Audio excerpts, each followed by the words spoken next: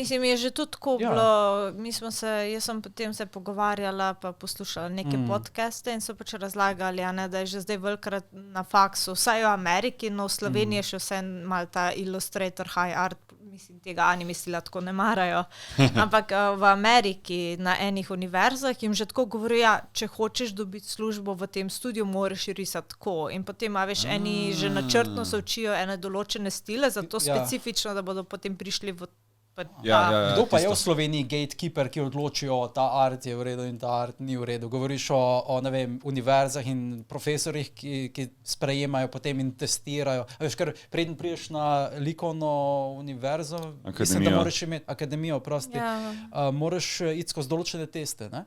Ja, moraš. Mislim, tega stila nasplošno. Takrat niso marali, zdaj je mogoče malo bolj sprejeto, ker se mi zdi, da so mladi. Mislim, tudi tak nasplošno komik stil, tudi ameriški, mojem ni bil ravno najbolj v high regardu. Ja.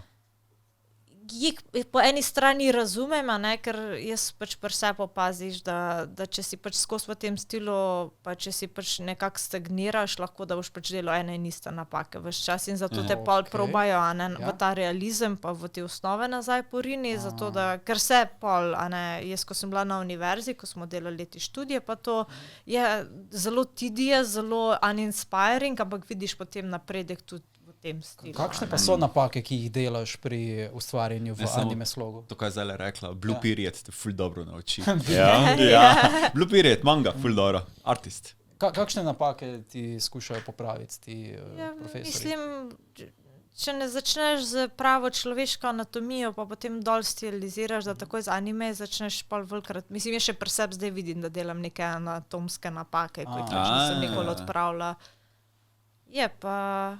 Mislim, pa je pomembno, da si anatomsko pravilen, ko delaš pač neke taske, kot je anime stil, kjer imaš lahko nadnaravne ljudi ali pa neanatomske like, hočem reči, ker ni nujno, da moraš posebiti človeka v teh tle gre bolj za to, da vse so neka pravila, kako delujejo kosti, samo zato, ker je pač telo deformirano, so še vse neka osnovna pravila izhajajo dejansko iz človeškega telesa. Pa tle se pač bolj gre za to, kako ti razumeš forme, ker pač tu, če bi moja roka bila enkrat krajša, še vseeno so ti zgibi pa mišice, a veš, tudi pri čibih so mišice.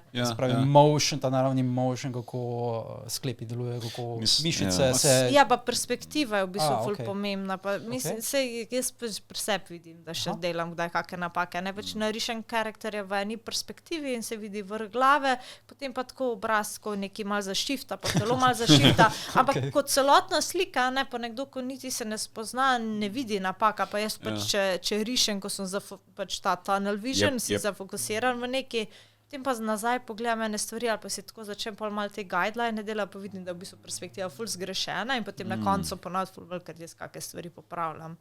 Ampak, mislim, pa slika, včasih so ful male spremembe, ampak slika deluje ful bolj dinamična, pa ful bolj se vidi ta globina.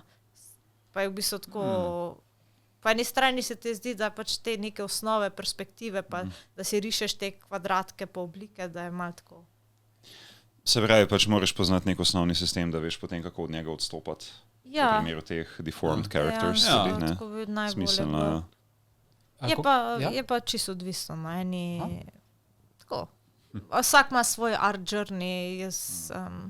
v vsaki sliki se ti zdi, da si veliko boljša zdaj, kot si bila, ne vem, kje si danes papi za artom? Nekako hranila ta art. Kako si želela sploh razvijati ta svoj art? Mislim, na likovni akademiji si se drugače dosti naučila tudi? Ja, mislim, mi je pomagalo. Še zdaj uporabljam ene stvari, ko sem se jih tam naučila. Je pa res, da na akademiji sem kar tako malo ta anime stil dala na stran za nekaj časa, ampak sem pa potem ugotovila, da pač ne glede na to, koliko ti ljudje govorijo, pa bi mogel kaj druga, pa pač nekaj bolj tako. Pa če ti pač ne daje veselja, pa zakaj, pa niti nima smisla. Še posebej pa... Še kaj se zdaj sprašujem, ti si bila isti čas na akademiji kot Cu, Nika? Ona je tudi artist, vem, ko je Vse ona je iz te naše generacije artistov. Je bila na akademiji? Mislim, da je hodila. Na drugi akademiji. Na drugi? Ja, nekakšna grafična umetnost. Mislim, da je ta smer, ker je Slovenija ima pač Alu.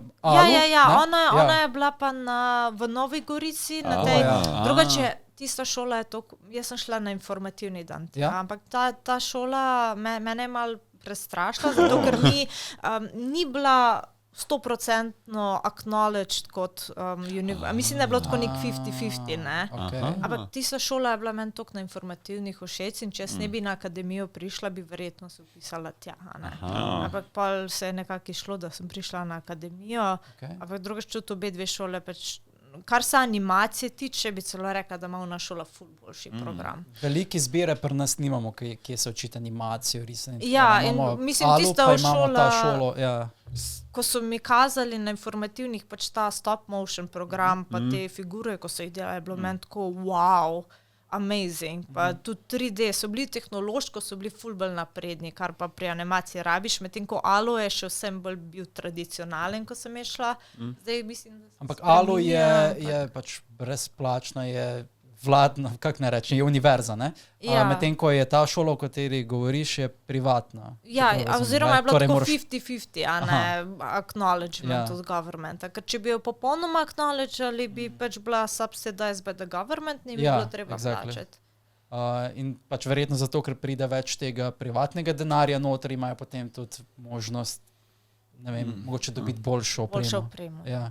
Zato se sprašujem, a bi ti pol priporočala mladim artistom, da bi šli na akademijo, da bi šli v šolo za likovno?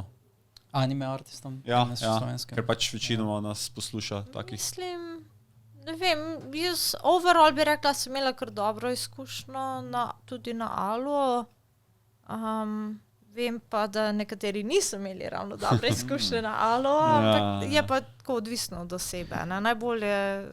Odvisno je, kaj je tvoj končni cilj. Je tvoj končni cilj, da si, ne vem... Pa tudi dobro malo researchati, preden greš, ne? Ker recimo, da si ti bila na šoli, ne? Pa koliko se recimo že mogoče že kaj zdaj spremenilo. Ker tudi moj faks je bil takrat, ker smo bili mi, je bilo to...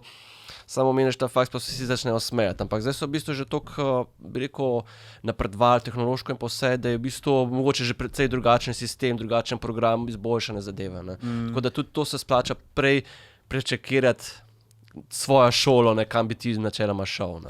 Ja, ker že takrat, ko sem jaz bila v bistvu v zadnjem letniku na Alu, se mi zdi, da se je začelo ravno spreminjati, ker so tudi eni ti starejši profesori pač šli v penzijo, potem so kakšni mlajši not prišli in tako, ko se pač zamenja že ta generacijska, mislim, se pozna že samo za generacijske razlike, pač da je neka sprememba, ker nam so že takrat potem pustili digitalno ene stvari dela, tudi pri ilustraciji, ko mislim, da predtem je bilo res zelo malo tega. Ja, točno to, ne.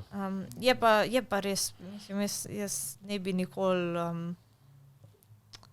rekla nekomu, jaz ti ful priporočam, da ne greš ti, ampak da greš sem, ne, to pač po mojem od vsega otroka. Noče začrtati njihove usode. Ja, ker nikoli ne veš v bistvu. Sprobati je treba, ne, v bistvu. Ja, zelo odvisno od svojega cilja, če si želiš biti pač freelancer, pa prodajati mogoče svoj art čist svobodno, mogoče na konvencijah in se boš odločil, da bo to tvoj primaren zaslužek, potem mogoče ne rabiš neke formalne izobrazbe, ne. Če pa je tvoj cilj, da dobiš dejansko službo, recimo nekje v industriji, da delaš mogoče kakšno grafično oblikovanje, user interface, dejansko, ali pa v spletnih straneh in tako naprej, pa mogoče dobro, da greš v neko formalno izobrazbo, ker te izučijo, rajti tako prakso, zraven pa dobiš pač še ful napotkov, kako lahko svoj art izboljšaš in ga potem mogoče prodaš kot hobi.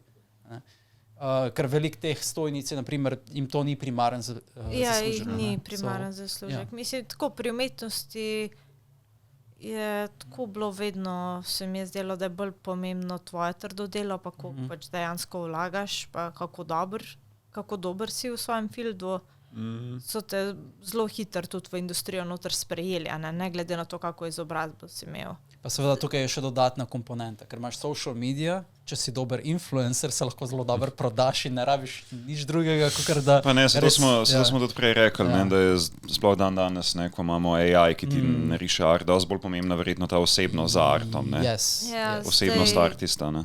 Mislim, celo bi zdaj rekla, da je mogoče bolj pomembno, da greš na nek alo, da si nekaj, a veš, konekšne dobiš, da si pa lahko konekšne. Mislim, če bi rad to delo, a ne, to drugače pa... Ali pa na anime konvencije, tam tu dobiš konekšne, ne? All the good connections.